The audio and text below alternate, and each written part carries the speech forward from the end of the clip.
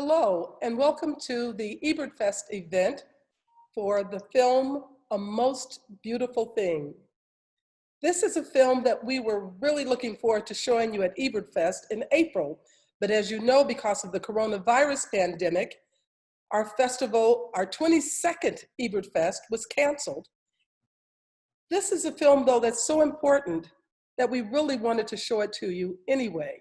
And so that's what we're doing tonight, along with the Champaign County Alliance for Inclusion and Respect. We are very pleased to have the director of the film, Mary Mazzio, who's become one of my very favorite people, and one of the stars of the film, Arshay Cooper, who is also, I mean, this is such a treat that we have for you tonight. The thing about this film, I said it's one of the most important films. I thought that even before the coronavirus pandemic, even before the murder of George Floyd, even before all the protests taking place across the country. But after those things, this film is vital. I think it's important for everyone to see it, for you to talk about it in your community, for children to talk about it in schools. It is, to me, one of the things that we can hold up as solutions.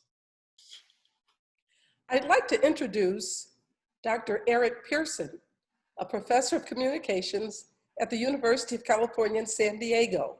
He's going to be our moderator. Thank you. Thank you, Chas. I'm so happy to be a part of this film and this presentation and this opportunity to share some information with you about the film. What I'd like to do, as our tradition at Ebertfest, is to ask the individual participants to introduce themselves, give a short introduction so that we know who we're dealing with. And then I will move forward. I have some questions for our panelists. And so by the time this is over, that we will have an opportunity to really engage the film. So first of all, let me thank you all for being here. And we'll start with Joseph. Hey, good afternoon or good evening. Joseph Omosa, you just all go ahead and call me Joe. I have been working in this particular community, Champaign-Urbana, for over 30 years now. And I've worked with pretty much kindergarten all the way through college and worked with some of the most difficult kids within the area. And in watching this, I'm supposed to speak about myself, my bad. I wanted to just jump right into the movie. Okay, I'm a counselor at Parkland, and I'm also the president of a Champaign County Mental Health Board. And I've done several different things within the community over the years, work with youth and adults about mental health and trauma-informed care.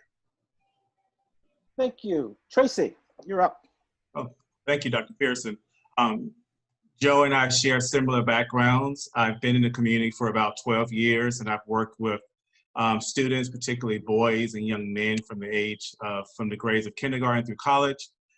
Currently, I'm the founder and executive director of DREAM, and DREAM stands for Driven to Reach Excellence in Academic Achievement for Males. And so for the past 5 years, I've been really walking alongside boys and young men and their families, really helping to discover their dreams and their gifts and chart pathways for them to be successful in the future.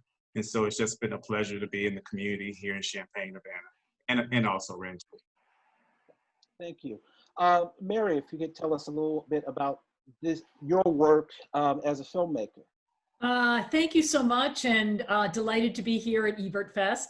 My name's Mary Mazzio. I am the writer, director, producer of A Most Beautiful Thing, which I'm just thrilled to be part of the conversation tonight. I think the work that we do at 50 Eggs is all around social impact, and our last couple of films, we did a film about undocumented young men who built an underwater robot, and that film went on to yield over $100 million in STEM initiatives with the Obama White House. And then our most recent film, I Am Jane Doe, catalyzed bipartisan legislation that was related to online responsibility and sex trafficking. So we're the type of, roll up your sleeves, let's get into it, let's tell a story where the needle can be moved. So that's what we do, and just delighted to be here. And Arshay, I mean, you don't really need an introduction, but if you could talk to us about your part of this film as well. Again, Arshay Cooper, I'm author of A Most Beautiful Thing. I was the captain of the Manly Crew team back in the 90s. And, the message is really to give hope to our nation, especially at this time. I spent my pretty much whole life in youth work, right? If that was rowing, if that was organizing campaigns and rallies around the community or AmeriCorps, or given access to the sport of rowing. And it's been quite a journey, and I'm so glad that I get to tell my story and give my roadmap to my success through this film that Mary put together. Okay. Thank you. I'll start off. Can you talk about the genesis of this project? Sort of at what point you heard of this rowing team, or how did this story sort of come to you, Mary, as a project? So I'm a rower, just like Arshay, and we're a unique and quirky people, those of us that row. And so somebody told me this story about how this young man had written a memoir about his team on the west side of Chicago. And I remember thinking, there's a team on the west side of Chicago, right? Who knew? So I found the book on Amazon, read it, in a day, and tweeted at Arshay Cooper. And what a compelling read. And Arshay tweeted me back in a heartbeat. And then 2 heartbeats later, boom, boom, my phone rang. And it was Arshay Cooper. And that, ladies and gentlemen, was all she wrote. Arshay, what did you think when she called you on the phone to ask you to talk about your book that you'd written? Oh, I was delighted. I was delighted she took my call. I've seen some of her work, researched her work before I made that call, and just the projects, right? When it comes to social impact, like young documented men, right?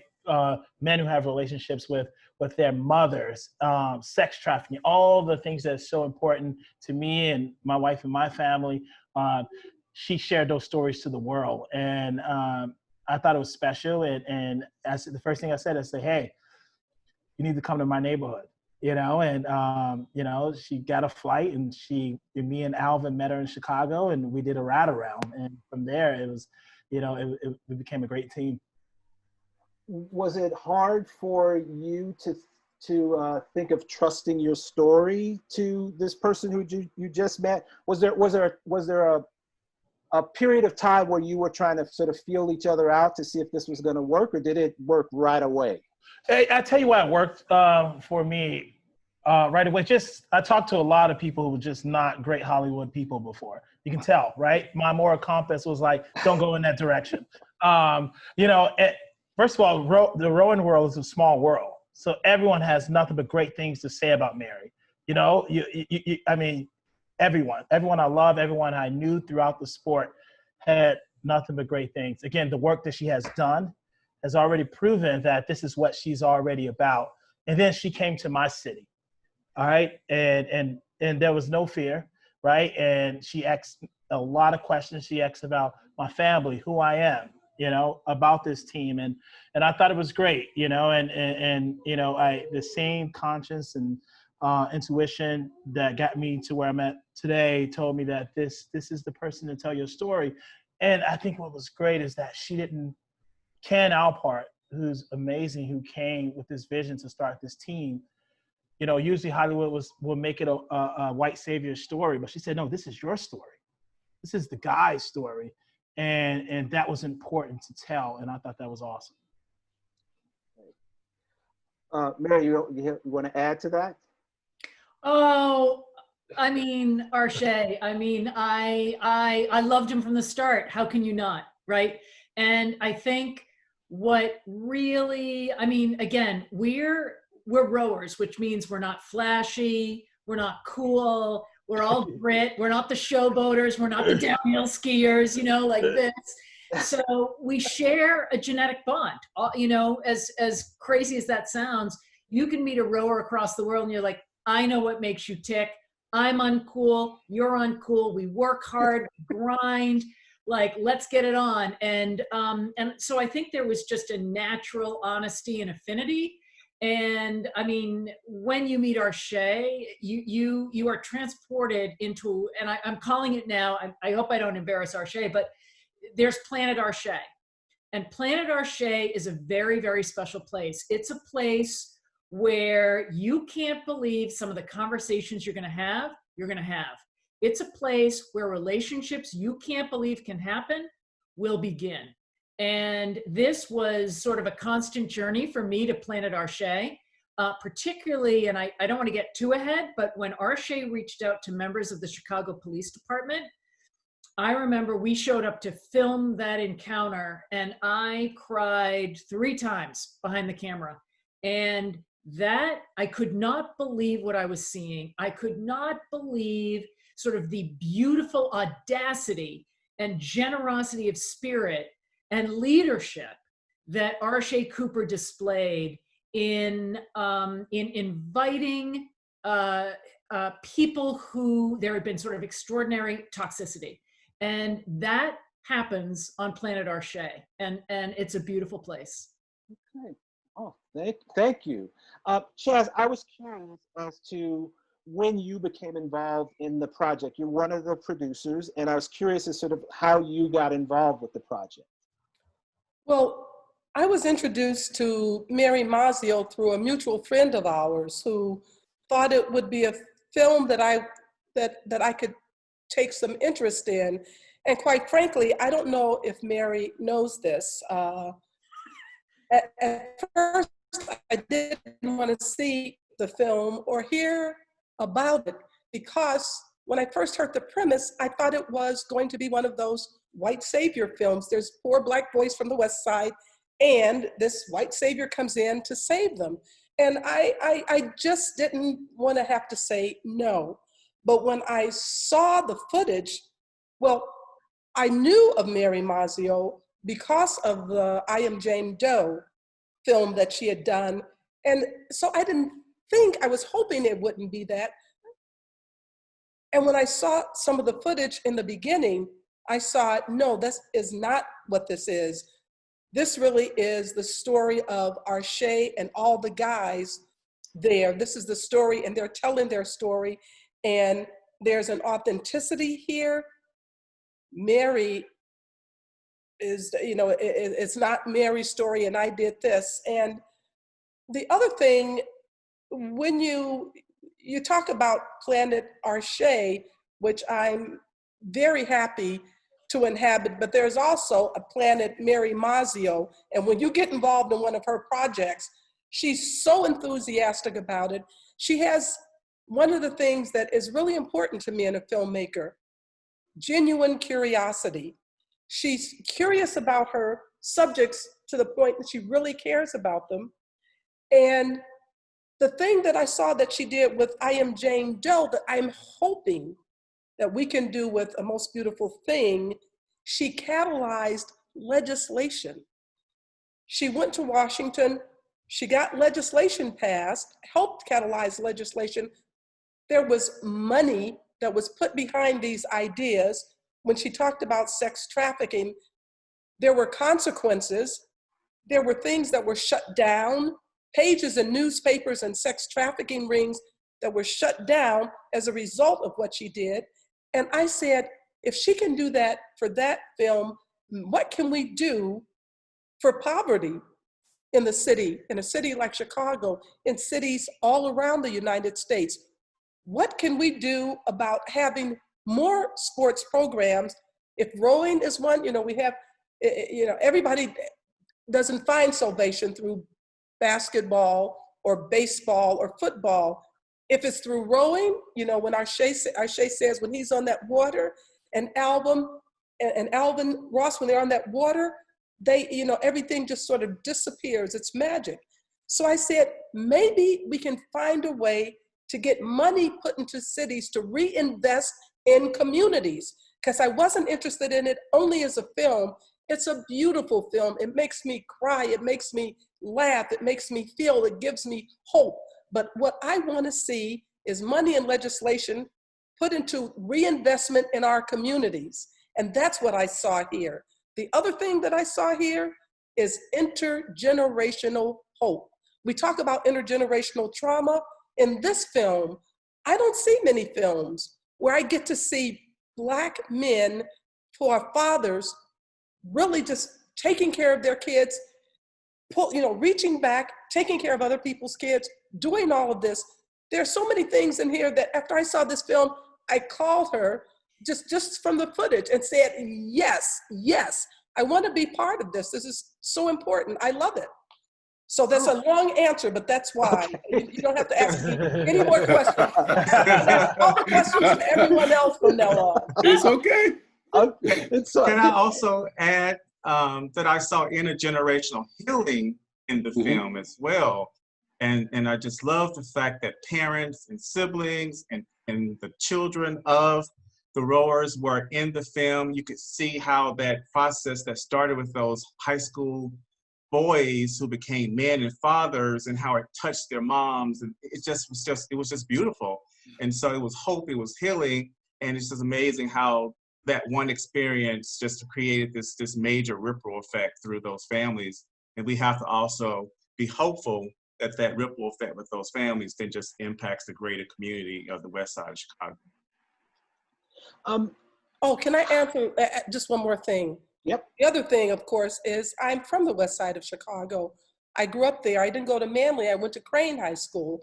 And so some of the things in the film I knew and some I didn't, because I did not have to walk through gang territories to get to school. I rode the bus from where I lived, and it was longer ago. So there were not as many issues as there were still work with people on the West Side of Chicago. And so I really cared about what happened to them. The other thing is, in 1968, I actually worked at the Chicago Police Station in the Neighborhood Youth Corps. And so I was there when they introduced the Officer Friendly program. And I remember community policing. I remember that it wasn't always the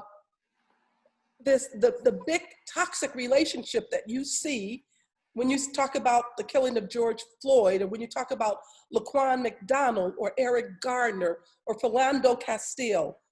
There were times when they talked about community policing. And in Chicago, we have a new superintendent, David Brown, who's talking about that again. I'm certainly hoping that he sees this film and that this starts as a place of healing. So that's the other reason. That allows me to sort of shift gears a little bit, because people who saw the film online, we asked them to submit questions. So there's a couple of questions that I'd like to present to you. And since Chaz was talking about the relationship with law enforcement, people seem really interested in, one, that relationship in the context of the film, and how does the film help us in this moment in time to think about what can be done between policing and the communities that those police officers serve? One of the, Ashay, go ahead. No, you go first. Okay, so one of the things that I see is that a lot of times many of the police officers do not live in the community that they serve in. So it becomes an us and them. And if we can have ways in which we can invest in how the officers deal with the young men and young women, it would help a lot, because living outside of the community and coming in to deal with the community changes the dynamic. Then with Tracy's kids, many of them do not know that the police officers live around them. The chief of police right now in Champaign is Anthony Cobb. And I remember Anthony as one of the teacher's assistants where I used to work at Cunningham Children's Home. And he has grown with the community. And it's good to see that a young man looks like Arshay is the chief of police in this community, and he started here. However, too many times, the police officers and the people that they're supposed to police do not come from the same community. Yeah. Thank you. Tracy, can you tell us a little bit about your organization and what it does in terms of the developing relationships within the community? Certainly. So our organization is focused on boys and young men, and we use a pipeline framework to engage and develop their skills and their abilities in order to actualize whatever goals they may have. So we do a lot of work around sustaining a culture of achievement and engagement and behavioral health. And when I think about engagement, it's really being able to wrap the community around them. So we build relationship with the university, with Parkland, with other social service agencies, families, churches, and so that they begin to see their community as a village, right? They can live within these spaces and not necessarily know that there's support outside of their neighborhoods, but we want to show them through Dream that the whole community, the city is invested in their lives, right? And so, so we do that, and we also try to connect them with the outside community. For instance, we take them on transformative experiences. We journey to DC for about 3 or 4 days, and we want to expose them to this larger global space so they know that people in Champaign-Urbana and Rantoul care about them, but there's this larger community that's also invested in their lives. And so we really try to demonstrate that not only just through lip service, but also through action and experiences. Mary and Arshay, I had one of the themes I see is through the film is this question of sort of intergenerational trauma. I'm curious as to how difficult some of this was for you to work through and include in the film, because some of it is pretty raw stuff. So, and I'll let Arshay take the lead on this, but certainly during the pre-interview process, I had a lengthy conversation with Linda, Arshay's mom, and it was clear that there was an opportunity for her to tell her truth. And I think it was really important, as Arshay describes his earlier years, with a parent who wasn't there, a parent who was often missing, a parent whose life was really in the early years ravaged by disease and addiction. And Arshay and I had a really frank conversation, and we said, in order to talk about addiction and sort of what happened to your mother, I think it's really important to plumb and put that in the context of trauma. And thus, and particularly the intergenerational trauma, and it makes those choices or lack of choices, right? Or those diseases or all of the issues that come along with trauma, it puts them in context, right? Because every mother loves her son, right? Every mother tries to do her best. And yet, if you are ravaged, right, by not just trauma, but intergenerational trauma, then you are inhibited, right, in many ways. And so I thought, let's have these conversations. And Arshay's mother spoke so movingly and with such honesty, searing honesty. And it was honestly my job just to listen and understand, and then incorporate her voice as she would have wanted her voice to be incorporated. And the same thing for Malcolm's mother. And what was so enlightening for me was to understand this notion of intergenerational trauma, right? You'll often hear people of privilege say, well, immigrants do well when they come to this country, right? But what's happening with our Black communities, and why isn't there sort of that same sort of dynamic? Whoa, whoa, whoa. let's start with 400 years of oppression, right? Let's start the conversation there. And to understand from Blanche Hawkins that she grew up on a plantation where white men with rifles would chase her as a 3 and 4 year old little girl, right? That is white domestic terrorism. And so, so for these mothers to sort of speak truth to that story, I thought for me was so, I think, really enlightening to understand the perniciousness and persistence and hobbling nature of trauma, and particularly against the new research, right, where untreated PTSD can now be passed down epigenetically. This creates a real urgency for young people who are growing up in traumatic circumstances or seeing gun violence at such a young age. How are we living in the most industrialized, wealthy nation with this profound inequality of safety? Arshay, were you going to add something to that? Yeah. No, I just Mary said it all. I think I always quote a producer who said that whenever there is a mass shooting at a suburban school, right away they send in counselor traumas, right? I mean, to trauma counselors to go and talk to these kids. And I have white friends who see trauma counselors when their parents get a divorce, right? But we experience those shootings every day and had no one to talk to, right? We skipped over pools of blood. We ran for our lives. We seen friends get killed just like a soldier in war. But PTSD is not talked about in my community. Treatment is not talked about in my community. Seeing someone is not talked about in my community.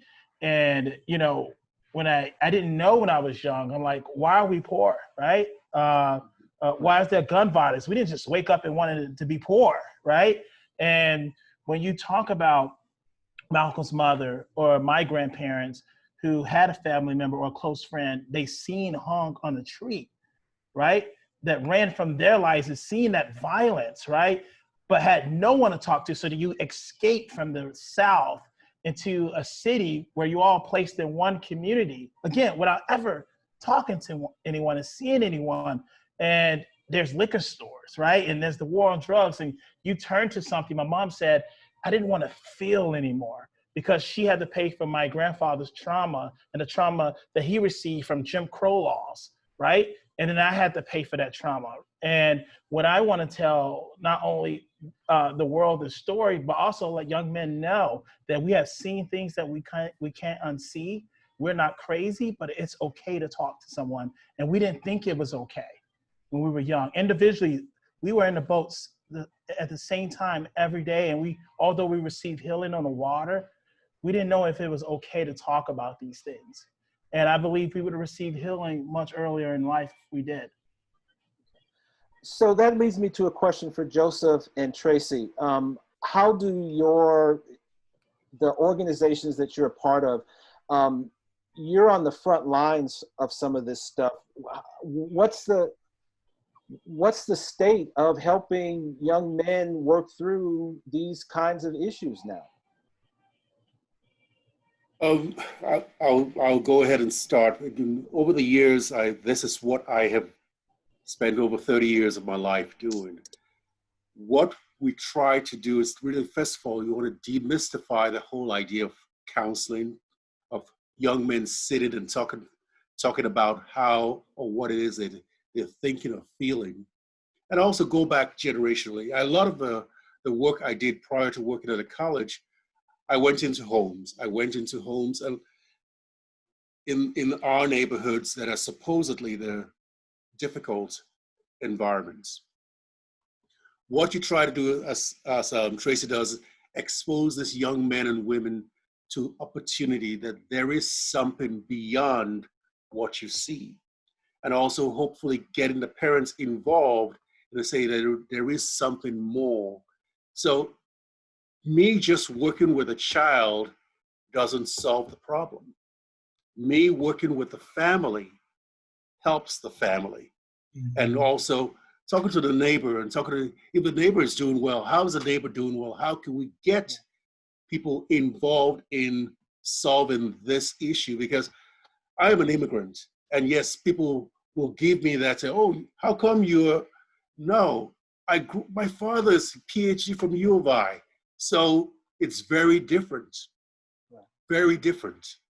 And I think people just want to blame rather than taking a look at trauma that's generational. I mean, I was having this conversation, watching this video with several friends and family, and having the same conversation. So how come? So, well, it is that we as a society refuse to talk about generational trauma. It's been only 50 years, maybe 60 years. However, it's still going on. Jim Crow ended in 65 or whatever, supposedly. Well, you can't change how people think about complexion. Absolutely. I'll stop for a moment so Tracy can get his. Go ahead, Tracy. Well, you know, it's we're facing a lot of difficult challenges in Champaign-Urbana. You know, sometimes we say it's this mini Chicago, right? But I can say that there are many efforts among groups and men and women to come together and create like a landscape where we're touching the lives of as many kids as possible. So we're trying to really develop mentoring programs, programs like DREAM. We have the Boys and Girls Club. And so all of these programs are working, whether apart or together in some ways, so that we can just really wrap around kids and families. And I think as Joe was mentioning about intergenerational trauma, you know, we have to kind of like widen that conversation, because we don't talk about when kids have an incarcerated parent. That's trauma. Or we don't speak about environments where they are dehumanized. That's also trauma. So I think we have to really, you know, address all these different ways that our kids and our young people and our families are getting impacted, so that we can really understand the trauma that they are going through. And the more that we do that, I think that's healing. When I saw the film, I was like, wow, it almost brought tears to my eyes that something as simple as rowing, as a rowing team, just touched the lives of these young men and just created so much hope and energy and optimism, you know, among them. And I'm like, wow, if we could just do that in other places and other spaces, it begins it's the catalyst. I mean, it's the beginning of hope and healing and better, you know, future for our kids. And so we're doing that in Champaign-Urbana in many different ways. And I'm just, after seeing the film, I'm just so hopeful that we can do this. It's just bringing together the right people, having that kind of environment that's really focused on creating opportunities, creating those. I think someone in the film talked about, I think it was the principal of the school. She said, our students need to have opportunities and exposure, right? And we may downplay that, but that is really, really one of the most tangible solutions to improving or just dismantling all sorts of cycles. You know, Well, can I just wanted jump to in? Oh, ask, go ahead. Arshay Eric, that I didn't get a chance to ask him. In the beginning, when you first started rowing, some of you couldn't even swim, I think. Is that true? And also, you didn't like the uniforms that the rowing team had to wear. There were things that some of your family members or other students didn't even want to go to see you practice or compete because it wasn't basketball, it wasn't football. How did you keep the team together in all of this? Because rowing was not I had never seen anybody rowing on the west side of Chicago. Yeah, that's a great question, Chaz. You know, I think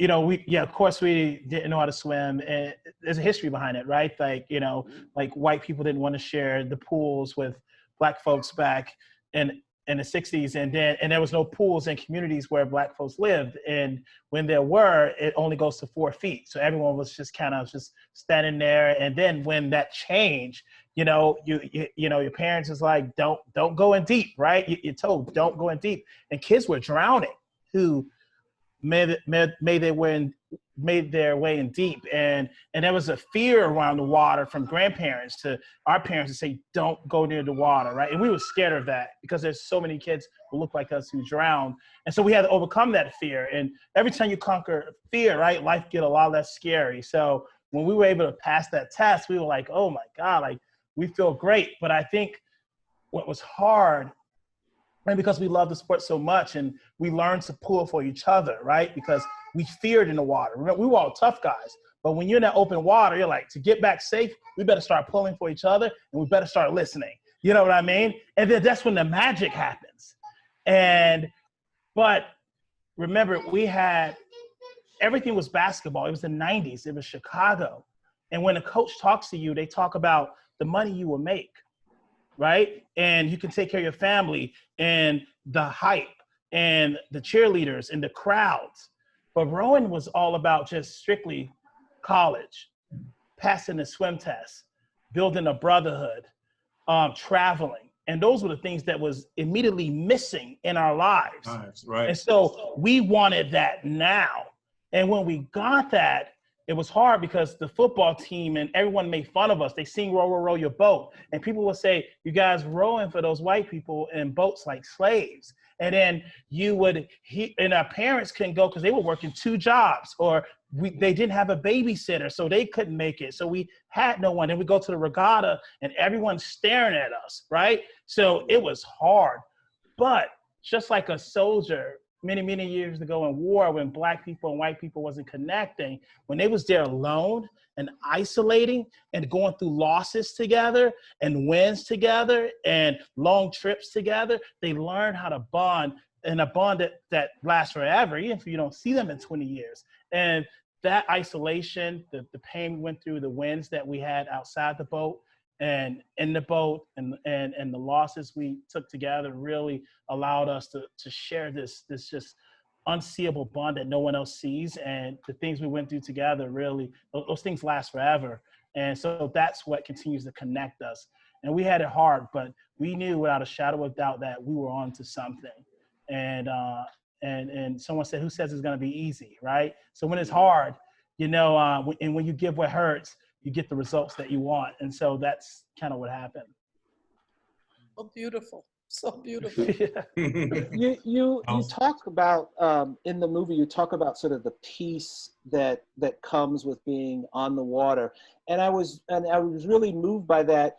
Not just but what happens when you take young people and you move them to something that they didn't expect, right? You take them to summer camp, or you show them a different kind of experience. And what was that like, just sort of emotionally realizing that just the quiet of that space and that time and you're having that experience that you never thought you would have? Yeah, I think, when you grow up and you saw the things that we see, all the hurt and pain in our neighborhood, and you will watch TV like the Jeffersons, and when they first moved into their place, and I remember Jefferson saying, God is good, or people say God is good when they're eating something good. And I'm like, well, God exists everywhere but here, right? Mm-hmm.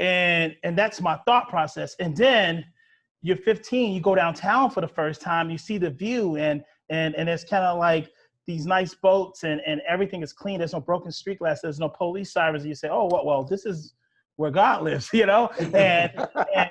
and so you have that, and then you have water, right? When you're near the ocean, how peaceful that is. Or when you're in the shower, you finally collect your thoughts. Or when there's a rainstorm, you just lock in.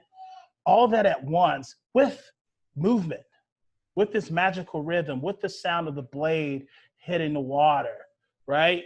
Some people meditate for a half hour a day and it completely changed their lives. But being on the water 2 hours, hour and a half, it's healing, right? And it's beautiful. And you see the guys in front of you who didn't like you pulling for you, and they're laughing with you. And it's those long bus rides and van rides. You remember when you on a basketball and football team in a neighborhood like I grew up, you're in all this chaos just to get to school safely. And then you're trying to be safe 8 hours a day in school. And then you run straight to basketball practice in the school. And then you're trying to get home safe to your family, where a lot of kids live in the same house. But for us, we're downtown. It's peaceful. We have a long van ride. We have to talk, a long bus ride to chat.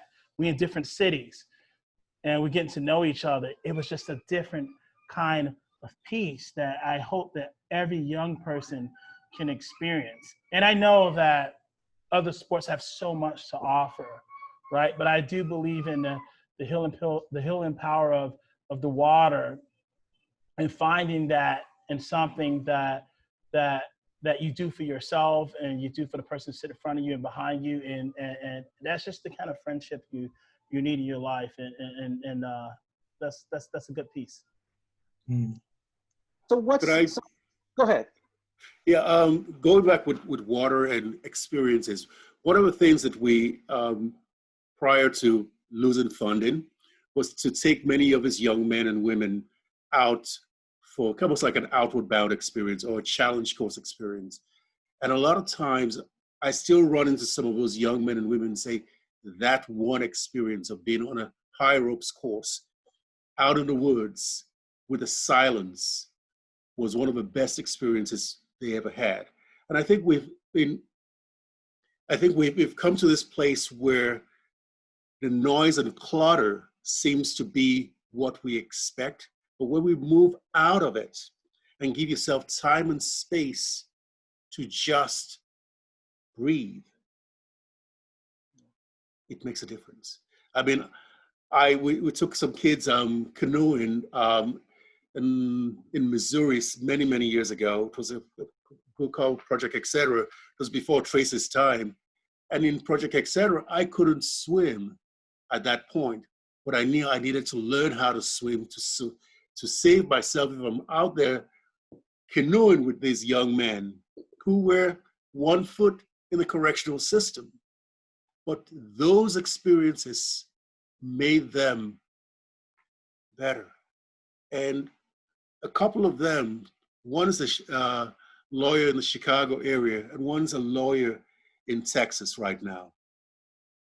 They made it out of Champaign-Urbana, out of the neighborhoods that were tough. And some of those experiences helped. I want to because I know you're going to go to questions soon, but I want to make sure that we don't end without asking Mary the question, what do you hope this film will do as far as legislation, or as far as being a step toward having, poverty and conditions like this labeled a health crisis, and maybe some legislation? So just before COVID hit, we had an opportunity to have a screening for members of Congress. And Arshay and I went up on the Hill. We had a meet and greet with several members of Congress. And several of those Congress people were talking about the perniciousness of trauma, the urgency to create safe, you have income inequality, and then you have inequality of basic safety. And how do you invest in neighborhoods and reinvest in these communities in a profound way to level that playing field so that children everywhere in this country are safe? And I think some of the conversations that Arshay and I had with members of Congress were really helpful. And if this can serve as a tool around how do you consider legislation, I think there's a great awakening happening now with especially a lot of people in privilege, finally sort of understanding conditions and impediments and systemic racism that pervades every low-income neighborhood in this country. And so I think there's an opportunity, A, around legislation, but B, around educating people of privilege. And what's beautiful about this project and I forget who said this to me. They were like, boy, you think of privilege, you know, prepped at Exeter or St. Paul's, went to Harvard, Yale, Princeton, Dartmouth, maybe Harvard MBA, and many of those captains of industry rowed. They were oarsmen. And I say oarsmen because it was a traditional white sport. And so for Arche's message and Arche's really pioneering spirit within our own community, with members of our society who, you know, reside with extraordinary privilege, but with extraordinary power, I think there's a great opportunity for dialogue. And in fact, we're getting emails from kids that said, I went to Yale, I went to Princeton. How do I use my privilege in service of others? And also, I know that Arche is working on, tell us what you're doing now and what you've been doing in New York and around the country with kids, Arche.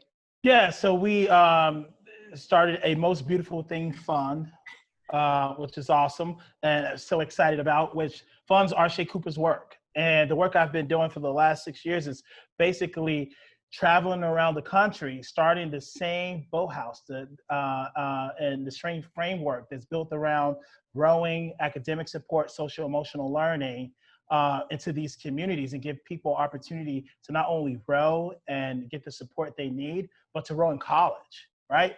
And hopefully represent our Olympic team, and then go back to the community that gave to them, right? Just like our team did, right? We not only it was about rowing, but we went back to the community.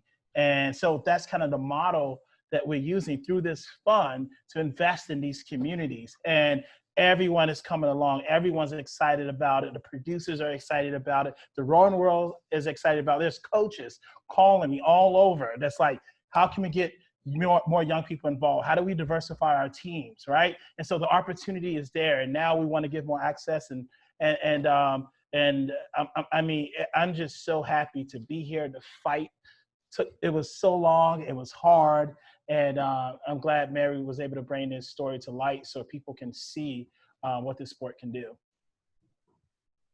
So our time is sort of winding down, but I would ask Mary, could you tell us where we can see the film? Because I want people to see the film. Where can we see it? Yeah, so sadly, because theaters remain closed, we were going to be opening actually tomorrow in 20 cities with our longtime partners at AMC Theaters. However, because of COVID, we're now pivoting to our broadcast partners. And so we're going to begin tomorrow. We have a really special partnership with Comcast, NBC, Universal, not just on sort of platform and streaming, but around events. And so the film will first be available starting tomorrow for Comcast customers only, special limited window. And then starting September 1, the film will be available nationwide. It's debuting on Peacock, which is NBC's new streaming platform. And then later in the year, we will be partnering with Amazon, and there will be a companion soundtrack. And speaking of which, Fila is the official appareler and footwear partner of A Most Beautiful Thing. Fila has designed A Most Beautiful Thing shoe, and that will be released with proceeds to benefit the A Most Beautiful Thing Inclusion Fund. And I just have to tell you, Arche was so humble describing the fund. Arche is unlocking extraordinary philanthropy in the wake of his message, in the wake of the film. And so what Arche is working on with a number of advisors, including the current US Olympic team coach, the energy and excitement we're seeing around how do we make the sport and its lessons accessible to a wider group of people. And what's so unusual about the sport itself, and I think why both Arche and I are such evangelists for the sport, is because as Bruce Perry said to me, he's a trauma specialist, he's writing a book with Oprah. He said, Mary, do you realize how healing your sport is? And I've been doing the sport for years. I was like, oh yeah. He said, it's rhythmic, it's meditative, it's not triggering for young people in traumatic circumstances. It's not triggering as, say, combat sports might be. And I think both physically and metaphorically, it is the only sport where you have to be together to move forward. And so I think what Arshay is doing is both so important around access and opportunity. And I think, you know, this film really stands for a very simple proposition. And that is that talent is everywhere. It's equally distributed, right? It's access and opportunity that isn't. And if the project can serve as a reminder to that and the urgency for those of us who have privilege to act, so much the better. Wow, that is a wonderful way to bring this all together. So I want to thank you all for participating and taking some time this afternoon to be a part of this particular conversation. Chaz, do you have anything you want to add before we sign off? I do. I would like to, for Arshay, he is such a poet and philosopher. I'd like for him to tell people the name of his book and how they can buy his book. Thank you, Chaz. Yeah, the name of my book is A Most Beautiful Thing. You can buy it on Amazon, Barnes & Nobles, or your local bookstore. Thank you. Please support it. I guarantee you will love it. Reach out anytime to arshaycooper.com. And don't forget amostbeautifulthing.com. We're excited to hear from you. Thank you. Thank you. Eric, thank you so much. And all of you who are joining us for this panel of A Most Beautiful Thing, I just want to thank you because we will be back next year with Ebert Fest. But until then, we'll try to bring you events like this occasionally. And so make sure that we have your email address at ebertfest@yahoo.com. And join me in thanking again Mary Mazzio, the director, Arshay Cooper, our moderator, Eric Pearson, Joseph Omo Osagi, and Tracy. Excellent. Did I? Oh, You did a great job with it. Great. I mean, usually people just sound it out. It's right there. Love it. and Tracy, thank you so much. And we'll see you all again. All right. This has been Bye. a most Bye. beautiful thing. Thank you.